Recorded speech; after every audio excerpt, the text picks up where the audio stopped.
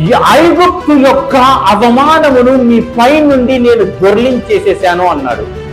అందుకే ఆ ప్రాంతమునకు ఏమని పేరు? గిల్గాలు అని పేరు.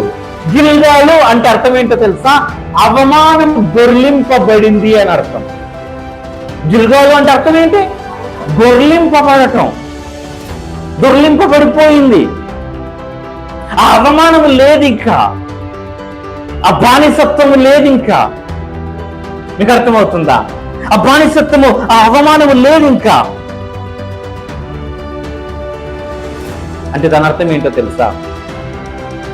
You are separated from the world అంటు గాడ్. అంటే మీరు లోకము నుండి వేరు చేయబడ్డారు, బానే ఉంది. కానీ మీరు దేవునికి సమీపం, అంటే దేవునికి మీరు దగ్గరయ్యారు.